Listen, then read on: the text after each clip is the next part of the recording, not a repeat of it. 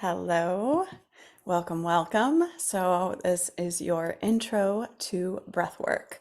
I'll share a little bit about what it is and what you might experience and how to practice it and so forth.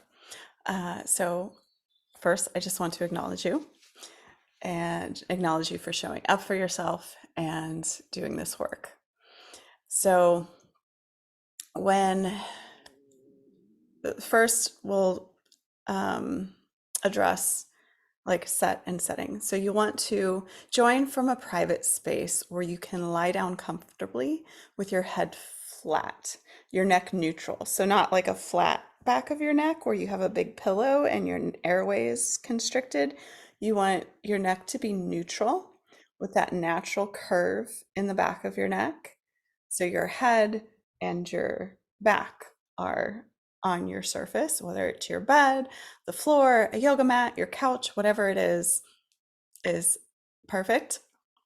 We just don't want to constrict the airway. We will play music through Zoom. So if you can connect through the video, whether you're joining one of the live calls on Zoom or you're watching one of the replays in the library. So if you can connect your device to either a speaker or headphones, the sound will be better. And give yourself the gift of this time. Put your phone and other devices on Do Not Disturb. Everything else, everyone else can wait for this time.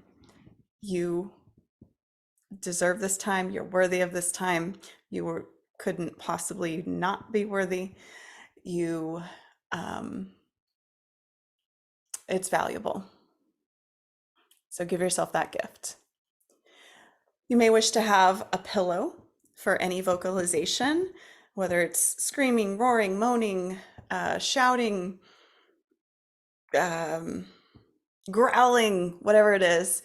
So if you feel that you might alarm someone or you would feel uncomfortable and restricted if you didn't have that, then have a pillow nearby to, vocalize into.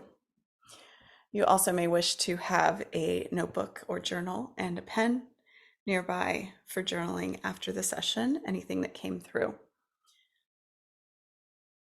And maybe some water and lip balm if you use it, because sometimes your mouth can feel dry. This is more in the beginning. Notice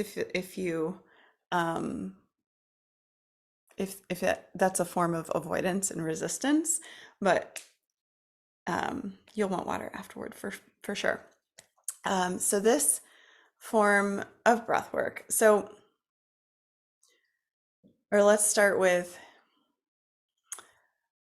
your body holds a record of everything you have experienced in your life.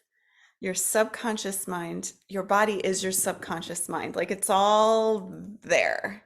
So that's why like body wisdom, connecting with your body, listening to your body knows, your body is so wise. But so often we get up in our heads. But anything that we've ever experienced, whether it was an emotion that we blocked and stopped the flow of, because emotions are energy in motion. And so it's like a wave of emotion, a wave of energy that we ideally allow to move through us.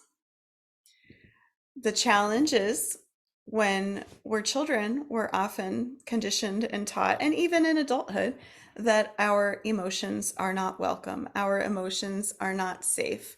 Our emotions are to be avoided. And we hear things like, it's not ladylike to be angry, or put your big girl panties on, or big boys don't cry, or I'll give you something to cry about. Name whatever your whatever it was for you, and it may be many or all, and it can also be so much, like so many other expressions, like don't express your sexuality or your femininity. You need to fit in as, into the masculine paradigm of the culture of your work or whatever. And we start to put on these masks of who we think we need to be for the world to be accepted, to fit in, to be successful, to not trigger other people or make other people upset. And we stuff down our emotions, we stop that flow, and it can be such a gradual process that we don't even realize we're doing it. And then one day, if we reconnect to that, we're like, oh my goodness, that was all under there, and I had no idea. It's like you've had this, um, what's the word?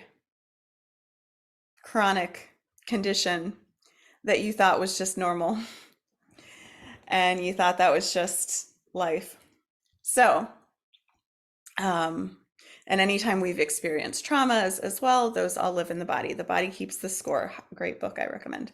Um, the body keeps the score. Um, so,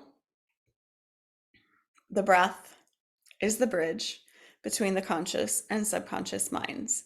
So, when we drop into this repetitive, activating breath pattern, it will allow your body to move anything that is ready to be moved and in your highest alignment in this moment to be moved. So sometimes we get what we weren't expecting and we don't, we have our focus on this, but maybe something else is in the way or something else is more primed or it's related or whatever. And I believe all physical ailments and um, physical and even mental, it all has an emotional, energetic root. So this will allow your body. We can have physical ailments. We can have, like, oh, I have a bad hip or bad knee, or I have a condition, or we just are emotionally reactive. When we can move that energy, we can allow those emotions to move through and the energy to move through, then we're just releasing what isn't ours and we're coming home to more of ourselves. We're accessing more of our truest selves, our most authentic expression and essence. So you may experience some, um, the word symptoms, but I don't think that's the best word, but that's what's coming. So you may experience like body tingling as you feel the energy. You may cry, either releasing tears that weren't released in the past or just releasing through tears.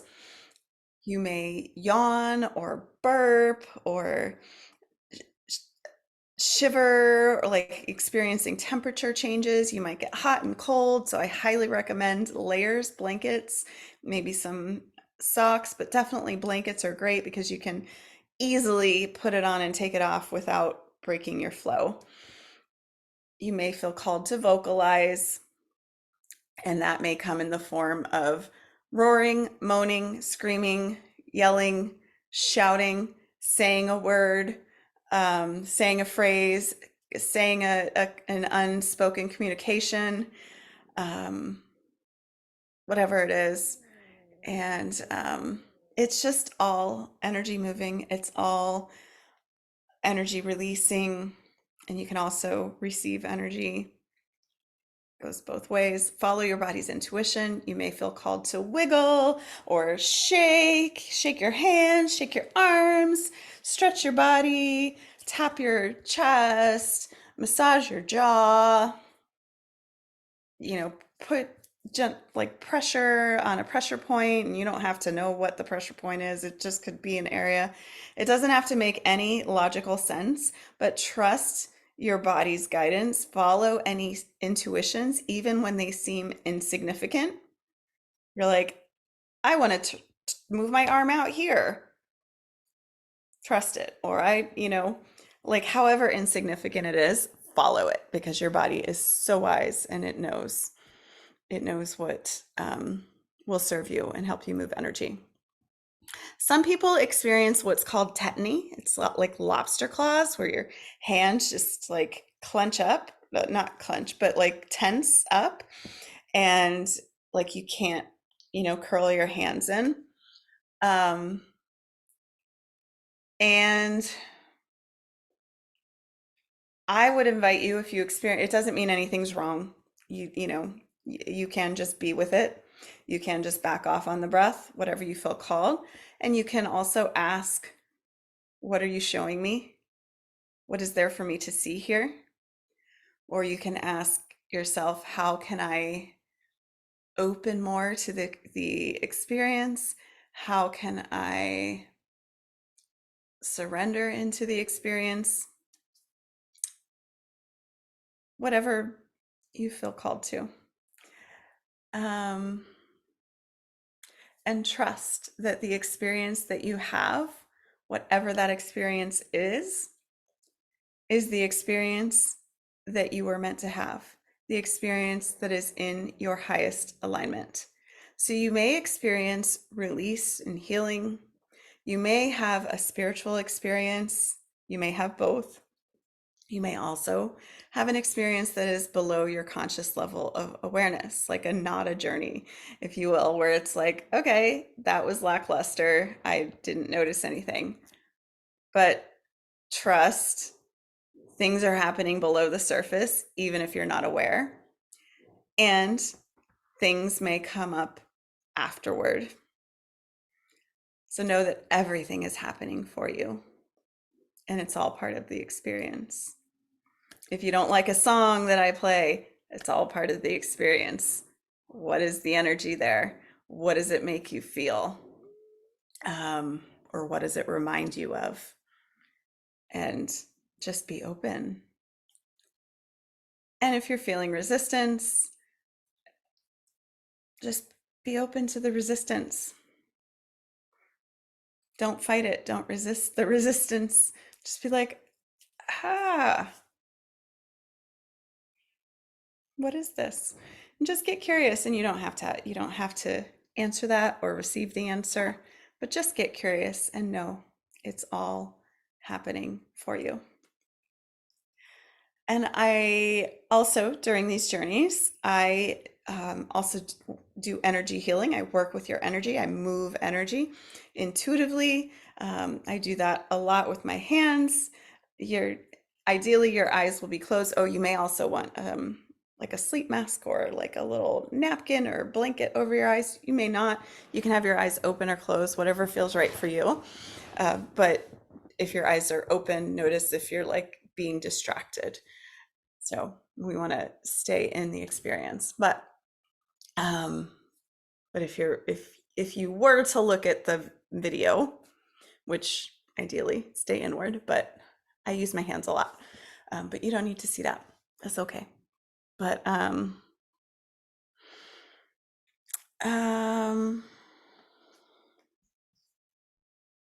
oh, the most important part, the breath. We'll be breathing in and out through the mouth. And it's a 3-part breath. About 90% of your inhale, it goes into your low belly, the sacral chakra area or womb space area, whether you have a physical womb or not. Think of your energetic womb if not, but just that below your belly button, like around, like above your pubic bone, like the deepest part that you can pull your breath. Because often we'll breathe like shallow into our chest or ribs. You really want to pull it deep into your low belly. And this is this is a key part to this. So as much as you can, allow your belly to expand like a balloon. Then take a little chest breath on top and then let it go. And the exhale is just a letting go. So it's not a forceful. Notice if you're like blowing through, if your lips are pursing like you're blowing through a straw. Just allow your jaw to stay relaxed and loose, and We also don't want to draw out the exhale. It's not like, pranayama, some prominent pranayama practices where you like really draw out the exhale. It's not that either. It's just a letting go. So belly, chest, let go.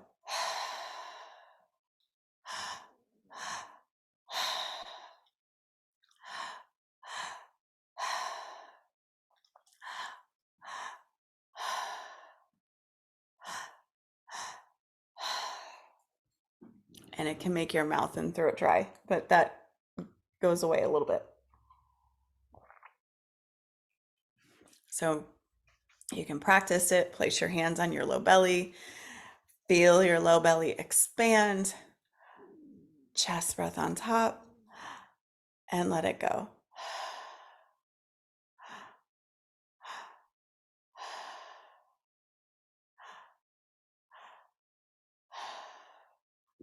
And you can find the pace that works for you. It can be a little smoother than I demoed. And you can do it at the pace I described. You can do it a little slower. You can start slow and pick it up, and you can build up to a if that resonates, but trust your body's intuition, your body's guidance, whatever you feel intuitively guided to. And if you don't know, then just go with whatever. You can't do it wrong. You also have the option to do a circular breath if that feels more aligned for you on any given day or even any portion of the journey. I will not generally be guiding that, but it is an option that is available to you. So you can just smooth it out. Just inhale.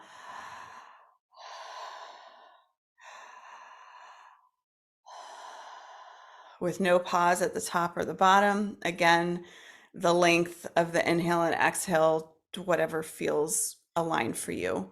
You can also do it in through the nose, out through the mouth for that.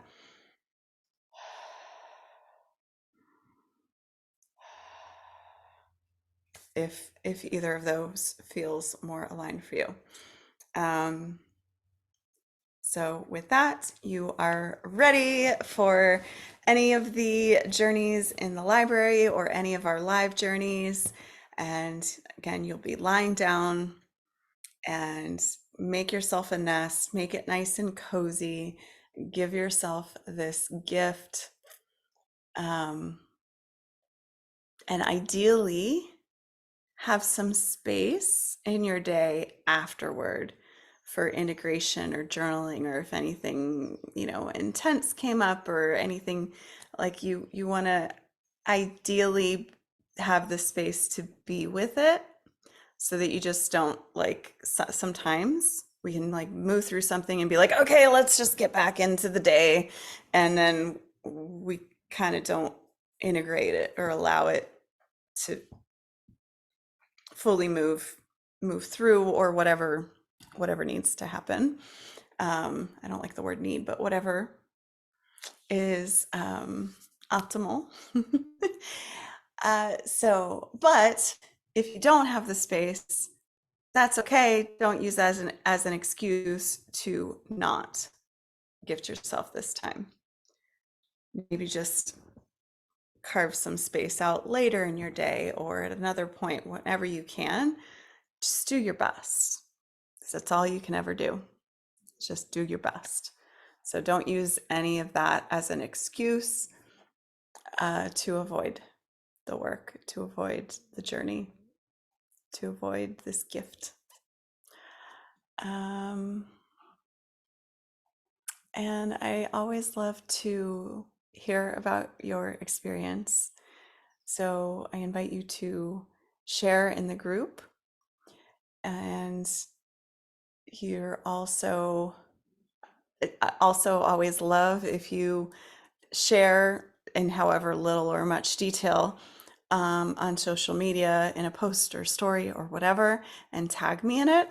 That's always wonderful and appreciated. And then you can go more into it in the group and be witnessed. Being witnessed is really powerful and can be really healing. And I believe that's it. And then if you ever desire a little more support in your integration, I'm available for one-on-one sessions. You can reach out to me whenever it is that you feel called. Reach out or check my website to see what is available at that time. Have a beautiful journey, and thank you.